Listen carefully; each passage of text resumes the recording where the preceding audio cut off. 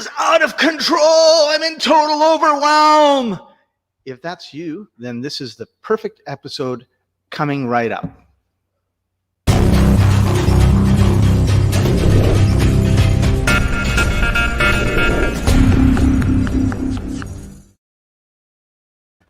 I'm Scott. He's Chaffee. And this is the Business Success Show. We're going through a series now. We've talked about a lot of different things, but one of the biggest, most overwhelming things is overwhelm. I feel like I'm in a constant state of overwhelm, Chaffee. And so I'm really excited about after the next hour not being in that state of overwhelm at all, thanks to your amazing coaching. Well, we're going to talk all about being overwhelmed and what you can do to help overcome this feeling of being overwhelmed, and then how you can actually use this feeling of being overwhelmed to help drive and push you forward so that you can accomplish and do more. Absolutely. Okay, so where do we start with overwhelm? I mean, the topic itself is overwhelming. So what's the number one reason people are overwhelmed, Chaffee? So the number one reason that people are overwhelmed is obviously just a lack of, in my opinion, is a lack of education, a lack of knowledge, and just not knowing. You don't know what you don't know, right? And when you're starting something new, when you're starting a new business, or when you're starting a new venture or a new deal, it can be overwhelming with all these unknowns coming at you. And because it's unknown, you don't know how to deal with it. And because you don't know how to deal with it, then you become overwhelmed.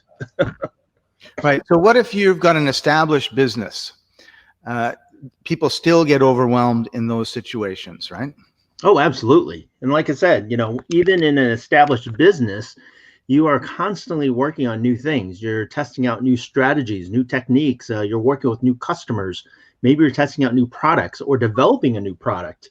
And all these are unknowns, again, coming at you. And so what's the next step? What's the next process? What's the next thing that you got to do? And maybe it's already an established process that that has 100 steps that you have to do, and you have to do it perfectly. Otherwise, you got to start over. And so that too can add to that feeling of overwhelm. Yeah. So when people are just starting out, what are some of the things that they can do to kind of lower this whole feeling of so why do we even care about overwhelm? I guess we should really start at the beginning, right? So for me, it's if I'm overwhelmed, then I go walk on the beach or I go for a nap. Well, and you're right, Scott. So here's the thing is that when most people feel overwhelmed, their initial reaction is to do nothing. Right. And when you do nothing, nothing happens. And when nothing happens, you make no progress. And then you get more overwhelmed. Exactly. Because the work doesn't stop, right? The things that you need to do does not just go away magically. It just keeps adding on and on and on. And the less you do, the more work you have to, that it starts to accumulate. So, right, like you said, the feeling of overwhelm increases. So, just stopping and pausing and hiding away in a shell doesn't do you any good. So I don't recommend you do that. So what I should do is just work harder. Yeah, that's right. Instead of working from 7 in the morning until 10 at night, I should work from 5 in the morning till midnight. Yeah, it's like that, it's funny that I think we may have mentioned it here, Scott, that joke that says, I became an engineer, I became an entrepreneur so that I can only work half the day. It's just I get to choose what 12 hours of the day I work. That's right. So here's the thing is that first and foremost, it's important to recognize that you're overwhelmed. Because as you said, Scott, some people are overwhelmed. They're feeling overwhelmed. They got all this stuff to do. And their first reaction is either to stop and do nothing. The second reaction is exactly what you said, is just plow ahead and just see what you can do to get through everything.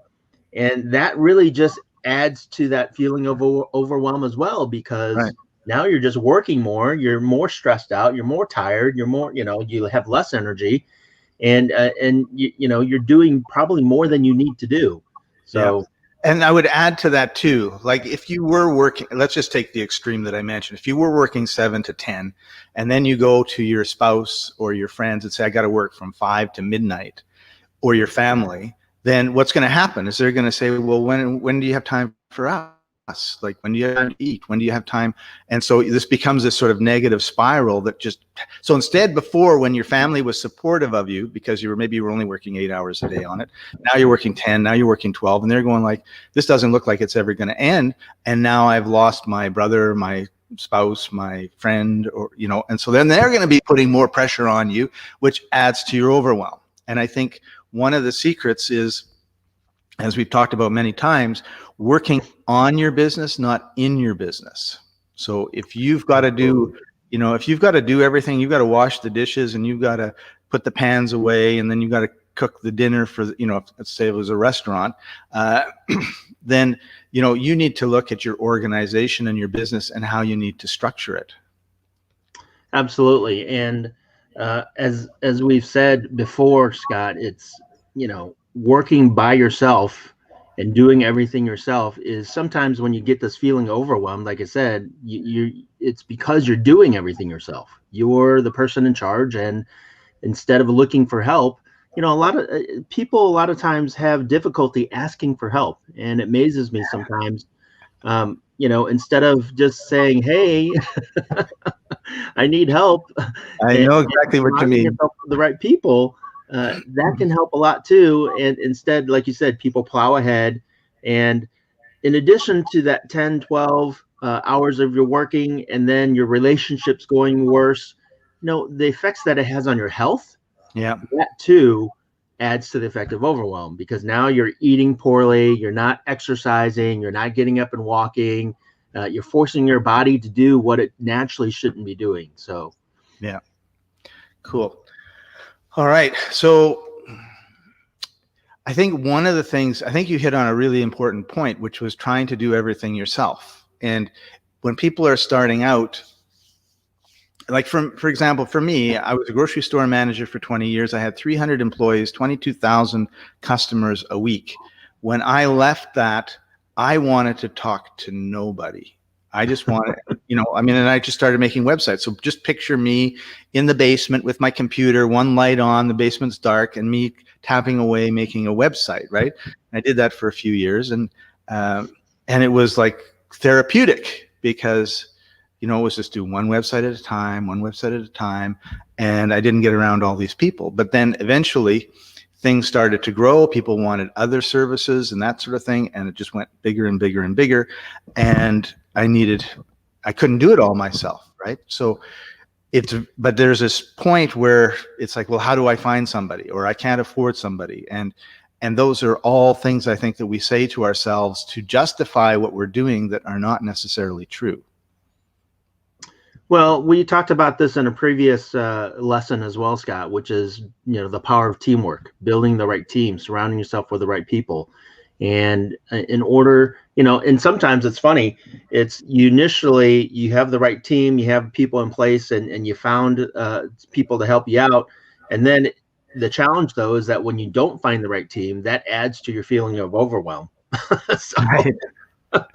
so I often tell people that my best businesses ever that I've ever built have been with partners, and the worst businesses I've ever had have been with partners. so Yeah.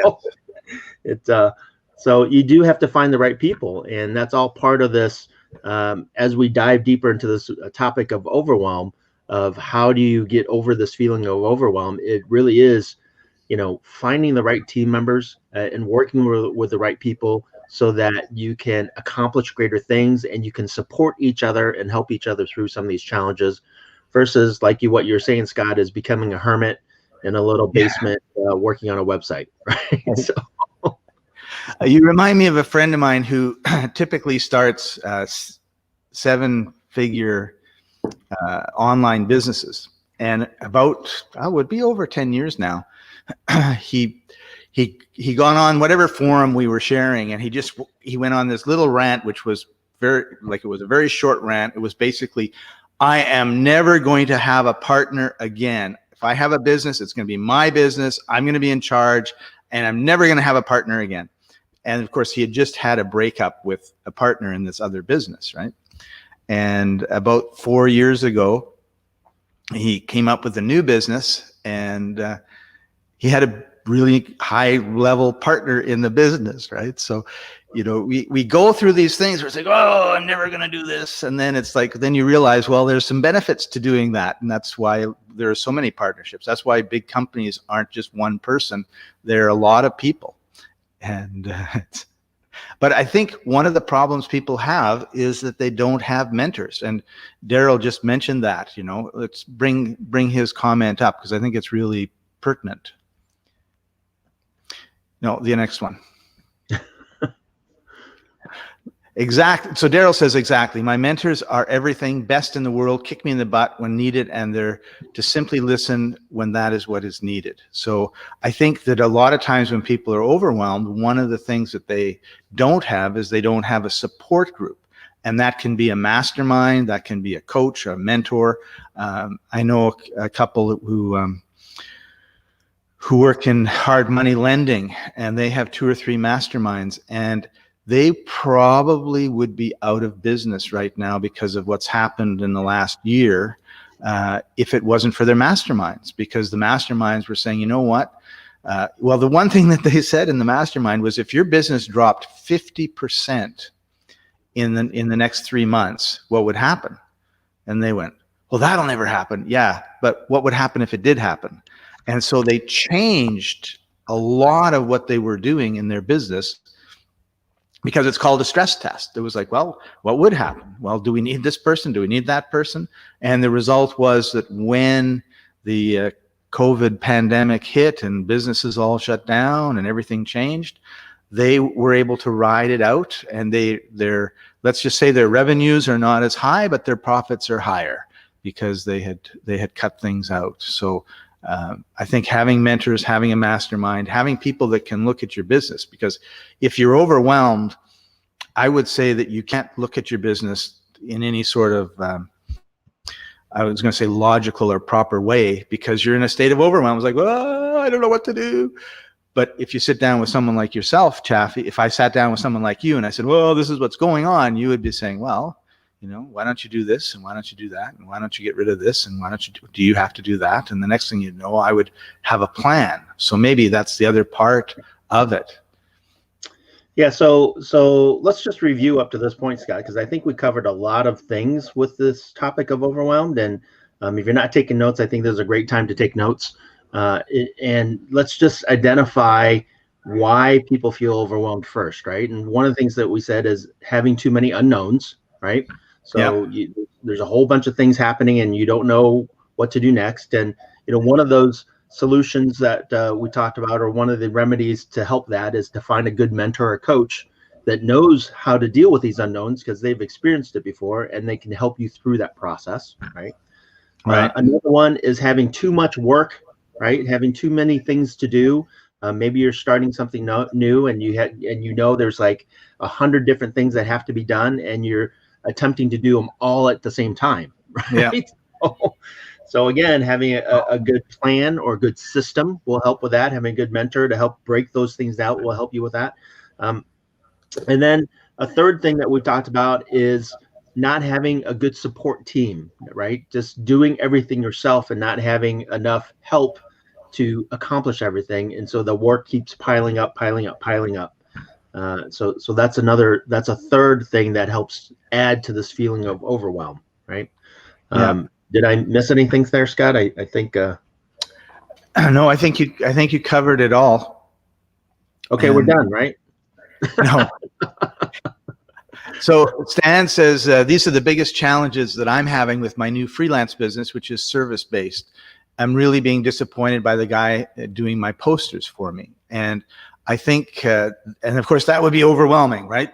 Because here I am, I'm counting on this person to do it. They're not doing the quality of job that I thought. And what do I do? And I think the number one thing I've learned working with staff is sometimes they get sick. So if you have one person working on one job and it's time sensitive, then what happens if they get sick or their family gets sick or something happens to them? So I think it's important to always have a backup plan, right? So I wouldn't suggest, Stan, that you have one person doing the posters. I would suggest that you have two. One does most of them and one does a couple, right? Depending on your volumes and that sort of stuff. But it does a couple things. It keeps the number one guy sharp because he knows that all you have to do is send the job over to the other person. And if you're not happy, right? So I would say always look for two people to fit, particularly if it's a freelancing type thing and you're working with virtual assistants and remote staff. Always have more than one. It happened to me that we got a remote staff for loan processing, and she had a family crisis. Well, the client understood, but the loans have to be processed.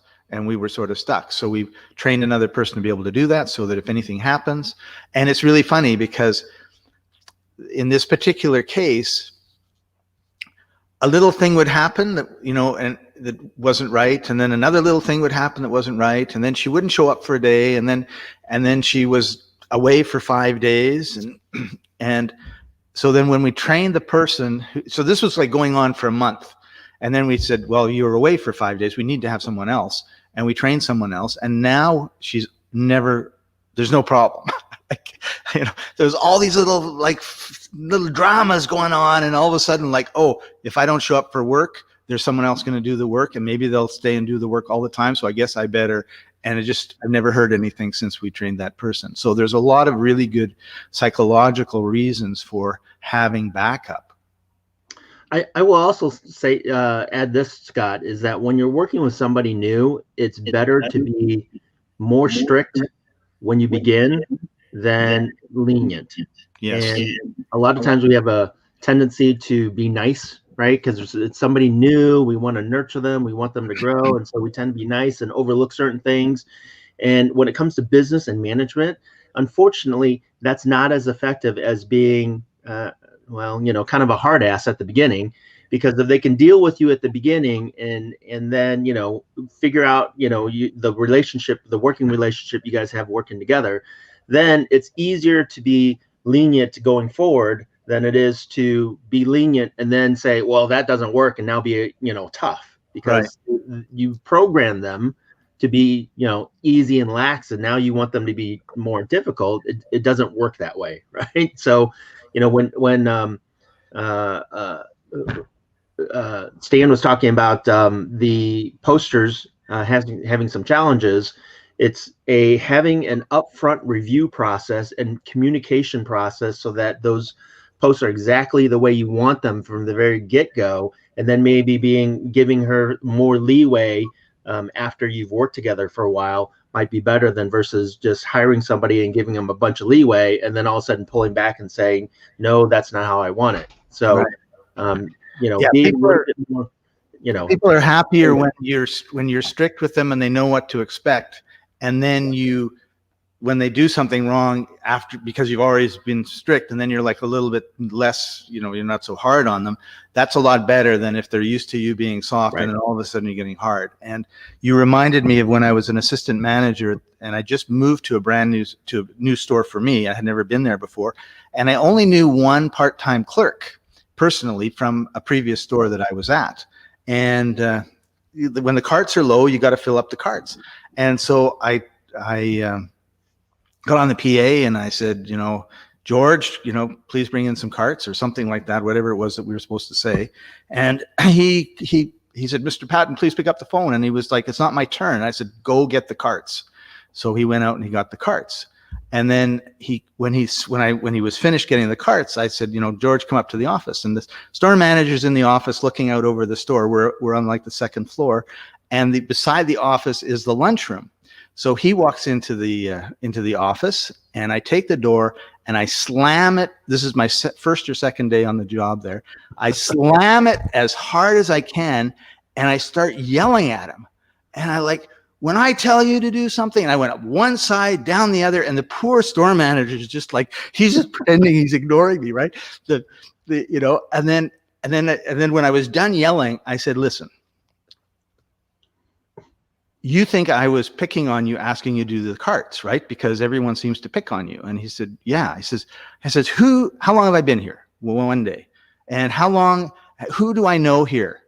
I know you, right? Because you worked with me at the other store. Yeah. So who am I going to depend on when I need something done? Oh, me? Yeah, you. I called you because I knew you and I knew you could do the job, not because I was trying to pick on you. And he just he'd never occurred to him, right? Because I knew people he was low in the totem and all the rest of it, low status. And so I said, yeah, you're really important to me. And it really upsets me when you buck me like that. Oh, I won't do that ever again, Mr. Patton. Right? And then I put my arm around him and I walk him out of the office, right? And everybody in the lunchroom, their eyes are wide open because they could hear muffled yelling from the office, right? And then we walk out and he's happy as happy can be. And they're like, how the hell did that happen, right? And the store manager, he said, I thought when you shut the door that all the paintings on the wall were going to fly off. But I had a great relationship with him. So I totally agree with what you're saying, Chaffee. So Stan, you have to be really, really on these people in the beginning so that they know what you expect and everything else. And then you can be, and it's a really hard management lesson. I mean, I have 20 years experience doing this sort of stuff. So, I mean, I made lots and lots of mistakes before I figured out what to do. And so you're in that process as well. Absolutely. And we have an earlier comment from Erica as well. And we have one from Daryl. Only I wanted to address Erica. First of all, thanks everyone for showing up and joining us and making these great comments. Erica, I agree with you 100%. And I was going to wait till later on to bring this topic up. Only I tell you, every single time that I feel overwhelmed, that there's too much to do, that life is too hard, that things are too difficult, that maybe my luck is down, or I'm struggling too much, I always think about what I have and what I've been through, and I'm always grateful for the things that are in my life. And gratitude, having this feeling of gratitude and being grateful always overwhelms the overwhelm, right? Because I know how bad it can get. And I know I've been worse. And to me, what's important to me is my friends and my family and the health of my friends and my family and my relationships that I have with people. And I know as long as I have that, nothing else really matters because I can always build or grow or buy everything else. Right. Yeah. And so being grateful helps me overcome this feeling of being overwhelmed. Yeah. So bring that comment back up again. I just want to read it in case we do it. We always do an audio version. My mentors do wonders for my feelings of overwhelm. They have been there, done that, and always talked me down. Thanks, Erica. That's a great comment. And I feel the same way. When you have people that are supporting you, it really makes a big difference. And one of the things that you sort of mentioned that just tweaked on me was multitasking. We oftentimes people think, oh, I'll multitask and I'll do a bit of this, bit of that, bit of this, bit of that. And the result is nothing gets done. So setting priorities, and that's where you really need a mentor, particularly if you're and your mentor could be your manager or your boss or the owner of the company. If you're an employee, if you're the owner, the entrepreneur, then you should have a business coach. You should have some mentors. You should have a mastermind. Oftentimes, my mastermind is my board of directors, right? And you bring things to them. And if you're in a state of overwhelm and you've got too much to do, you can only do one thing at a time, right? You can't eat and breathe at the same time. So, but what is that? So you go to your mentor and you say, listen, these are the lists of things that I need to do. And then they talk you through the list. And I don't think it's a good idea for them to tell you what's number one on your list. I think you need to do that. And then you start on that and you just do that thing. And it's hard to push all the other stuff away, but you need to say, I'm going to take an hour and I'm just going to focus on this. And I think oftentimes if we just said, okay, in 8 hours, I'm going to take 4 hours and I'm going to do this thing, these 4 things, and I'm going to give them all an hour to do, and then turn everything off. Turn your phone off, turn your email off, shut all your browsers, get off of Facebook. And I had one friend, he wrote a book, The Power of an Hour. And because he was dealing with overwhelm, and he said, I'm just going to spend an hour on this. And then he was shocked how much he got done.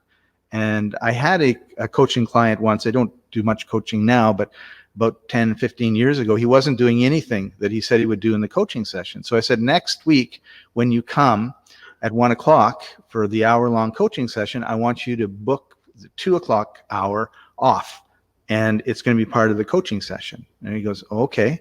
And then when we were done that session, I said, okay, you've got an hour blocked off. I don't want you to take the hour. I want you to take 15 minutes and just do this thing. So the next time we got together, he said, I worked 3 hours on that one thing that you gave me to do, because I got into it, and then I blocked the time off, and I got into the rhythm, and I got moving, and it was just absolutely amazing. So it's really important that you work with people who you trust and like, and get them to mentor you, get some of them to mentor you so that you can move in the right direction, because sometimes it's easier to do number 10 on the list than number 1 on the list, but number 10 on the list doesn't make very much difference to your business, and number 1 makes a huge difference. Absolutely, Scott. And I think it also is important to recognize how you work, right? I mean, you got to know your habits, and so when you are doing something new, it's what's going to be most effective. What's the highest and best use of your time? So we've talked about that in the past as well. As if you're doing something brand new and you absolutely are horrible at it and you hate it, then it's going to take you 10 times as long as somebody that is good at it or that loves it, right? And yeah. There's this concept of time compression. I forget what the actual terminology is called. Only it's really, when you're doing something you love, it seems like time compresses, and an hour took a minute, right? So, right. You're working on something, and an hour later, you're like, I felt like it just, I just started a minute ago, right? And then the opposite is true when you're working on something you hate to do. An hour seems like a full month. You've been working on this for an hour. Only it feels like, years of my life have been drained by this one thing. Right. So again, when you find the thing that you enjoy doing and you understand how you work and how to get through some of the things that maybe you don't enjoy, right, then you can tackle that. And you won't feel so overwhelmed. You won't feel like it's taking so long, because you know that this is either a stepping stone you got to go through, or you can hand this off to somebody else, or you can find somebody else to do this for you. And that helps alleviate some of the pressure, knowing that this thing will get done, and either you can tackle it or somebody else can do it, and it's off your plate. So understanding that versus, as you said, just plowing through everything and just doing everything, whether you love it or hate it, it's going to help you overcome this feeling of overwhelm as well. Yeah, that happens to me a lot, actually. Like I'll have a task to do. I won't know how to do it. So I go on Google, and here's the directions on how to do it. Buy the software writer, right? Like if it was Photoshop, it would be Adobe's help, right? So I look on Adobe's help and how to, I don't know, change a color or something, right? And there'll be a screenshot of do this, do this, do this, do this, do this. But the screenshot is not what my screen shows, right? So it'll be this, change color. And mine will be this, there's no change color. And it's exactly the same, screenshot, except it's missing.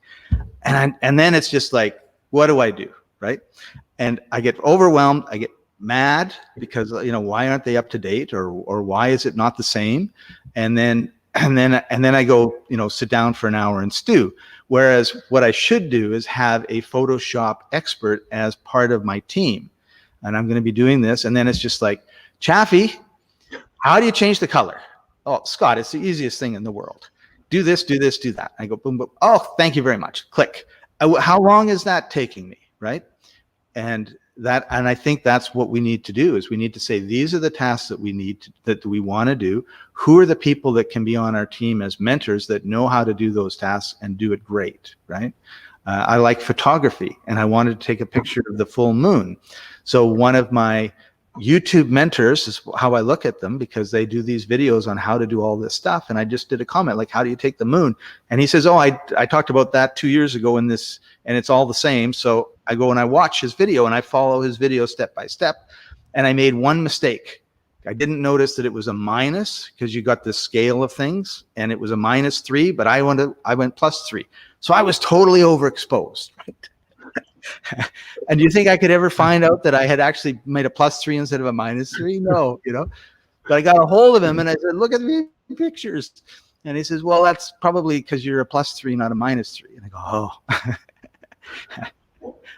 So, and people are happy to help, right? Like, there's lots of resources. There's lots of people that are happy that you ask them questions and that sort of stuff. So you just need to think about what are the specific tasks you're doing, and then who do you know? And sometimes it can be, do a search on like YouTube, who's doing videos on what it is that you're talking about, and just start liking their videos, comment on the videos. And so few people do that you stand out. And then you can, find out where their website is, and then start communicating with them. If they got a Facebook profile or something, you become friends, and then you may pay them for helping you out, or they may just help you out for free, right? Because they're just happy. A lot of people just want to give back, right? They're successful at photography, and it's their business, and they love it, and they love seeing people get better, and so they're really helping you. So it's not always about the money. Well, we talked about bartering services too, right? So maybe they can help you with Photoshop, and you can help them with, podcasting or something like that. So right. It's an exchange of services. And as you're talking about your story, Scott, it reminds me of one of the great innovators of our time, a guy named Henry Ford. You might have heard of him. And I don't know if this is true or not. Only there's a story out there that talks about how Henry Ford was actually sued by his family for being an idiot. Have you heard of that one? I have heard that story. It's a great story. And so he was like, his family was jealous that he was so successful in making all this money, and they wanted some of it. And so they sued him for being stupid. They said, "You're an idiot. You don't know how to run this company. So we should run it. It should be our company instead, and let us run it." Yeah. And, he said, he fully admitted, he's like, "Maybe I'm not as smart as you, only, you know what? I have a desk full of buttons. And anytime I have a question, I just press a button and somebody will come in and answer that question for me." And so he was a master of not knowing everything, only knowing the right people that knew everything that he needed. So he didn't have to know everything. And right. I think that's a key lesson for everybody here too, is that you don't need to know everything about your entire business. What you need to do is build the relationships with people that know the certain aspects of that piece of that business. And as you said, Scott, be able to call upon them to answer those questions and work with you to resolve those challenges. So yeah, and one of our mentors always says, have a servant's heart. So the way that works is, if you're getting help from somebody and they're doing it out of the goodness of their heart, or you don't have a financial relationship, then it's incumbent upon you to spend some time really figuring out what that person needs as well, that you can help them with, right? And who knows what that would be, but it's really important that you give back. And sometimes when you give back, you're not actually giving back to that person, right? You may be giving back to somebody else. So it's not always that it has to go directly between the two people. But if so for example, if somebody helped me with a problem on Photoshop and I had it solved, and then let's say a month later somebody I notice in the Photoshop group somebody had the same problem, and I take 2 minutes to give them the answer, then I'm giving it back. And it feels really good to the original mentor when you go back to him and say, "You know what, Chaffee had that same problem that you fixed, helped me with, and I helped him with it, and he's so happy now that he can change colors too. So thank you very much for sharing that." So that's part of the gratitude, right? Is yeah. Because you've got the gratitude feeling on one hand, and you've got the overwhelm feeling on the other, and you can decide which kind of world you want to live in, right? The overwhelm or the gratitude. And it's just the mind working at it. Like, one thing I always say to myself when I'm overwhelmed is, if I had a choice between being overwhelmed because I have too much to do, or sitting around bored because I have nothing to do, which would I prefer? And it's always the overwhelm, right? Because it comes from being of service. You don't have lots of business if you're not helping lots of people. Scott, we actually should probably have a whole separate topic on just, operating a business in your life from a servant's heart. That I think is so important, that so few people do. And if more people understood that concept and really embraced that concept in their lives and in their businesses, I mean, it'd be a whole different world, really. So, now Our that plan, said, I do. our plan, Chaffee, is next time to talk about time blocks and time. And then after that, I added operating from a servant's heart. So Oh, perfect. In a couple of weeks, we'll be talking about that. Perfect.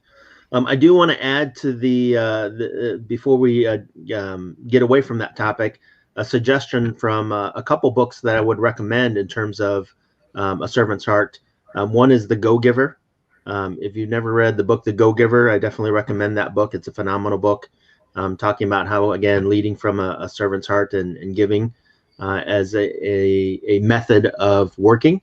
And then the second one that I would recommend is a book by an author, a guy named Joe Vitale.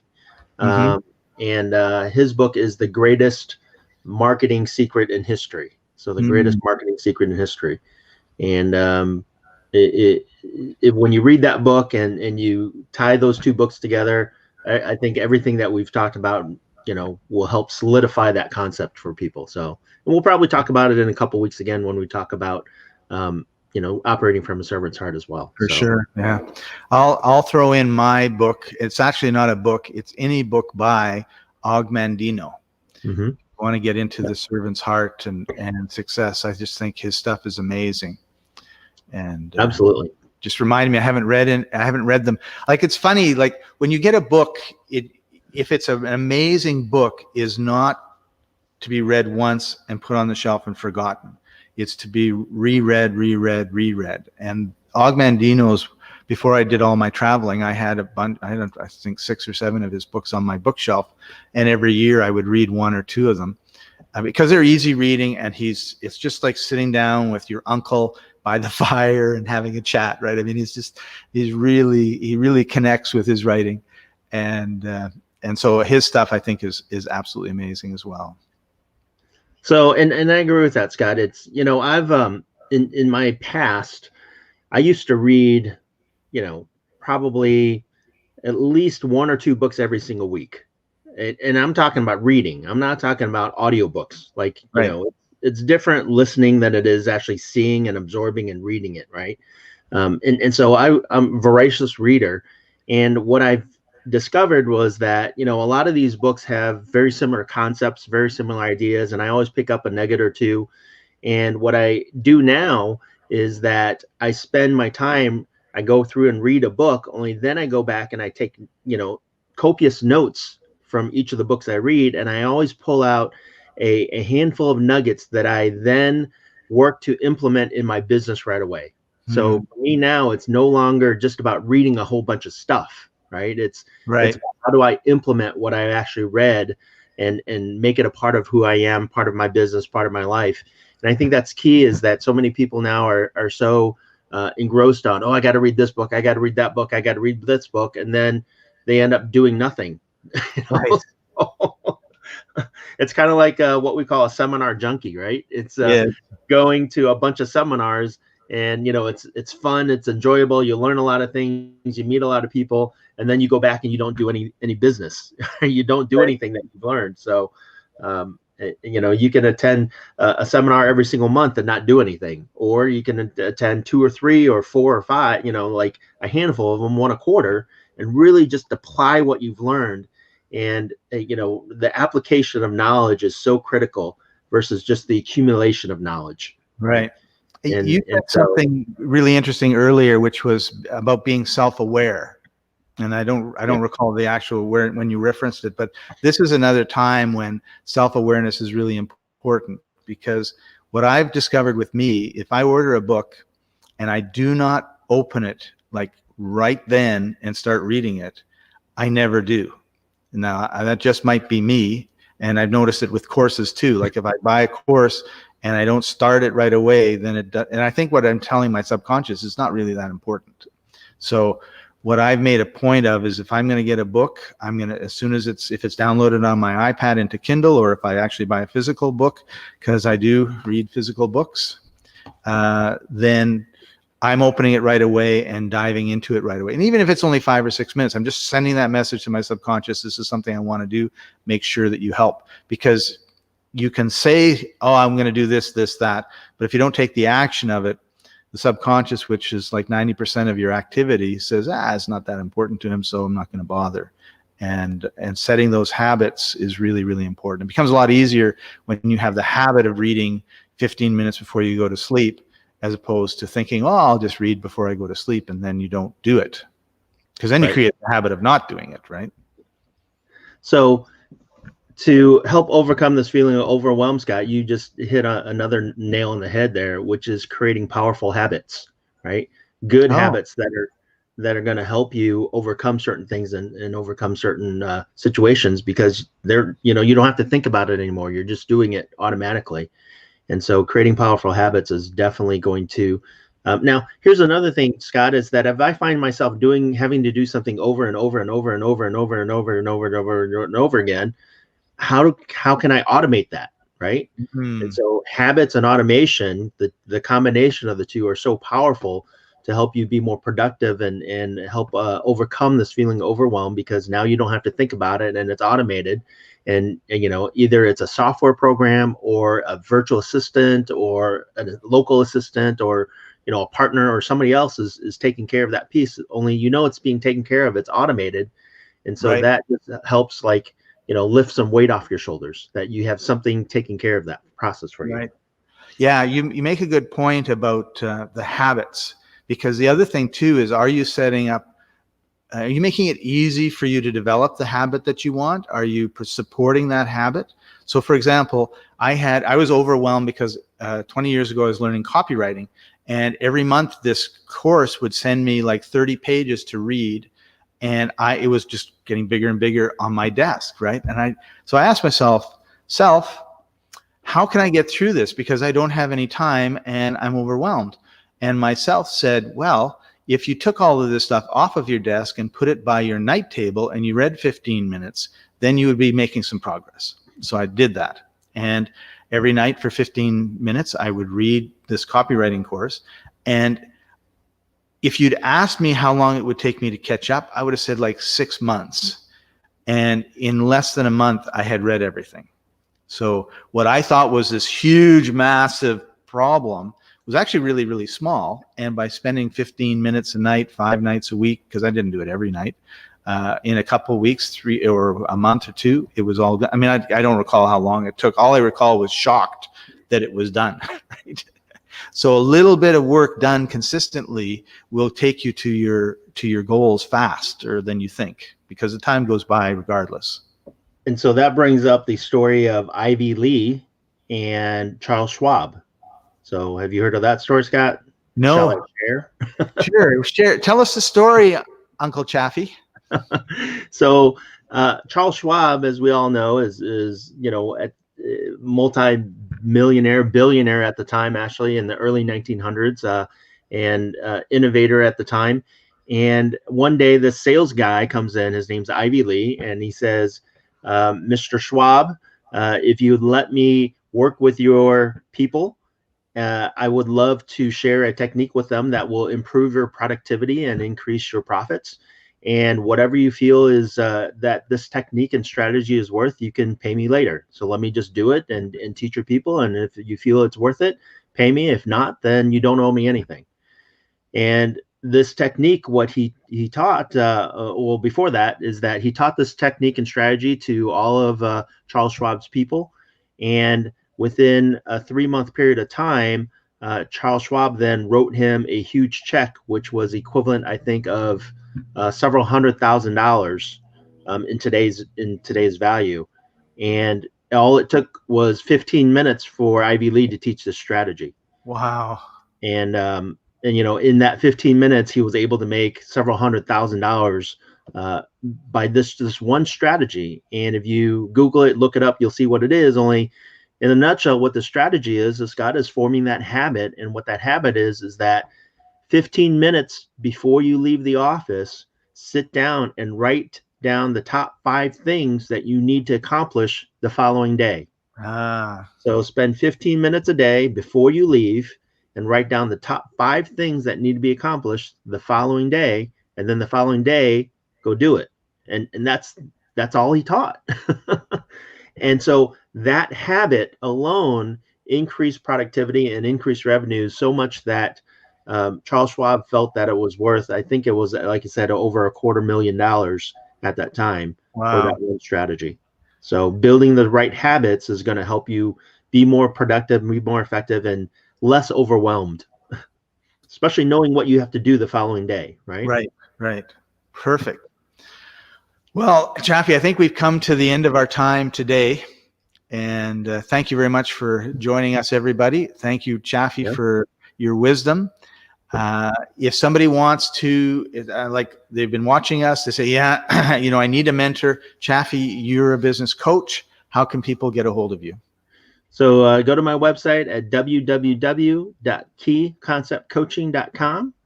Check it out, and you can send me an email at chaffee@keyconceptcoaching.com, or you can schedule a meeting and we can have a conversation to see if we're fit at keyconceptcoaching.com/schedule. So multiple different ways of getting hold of me.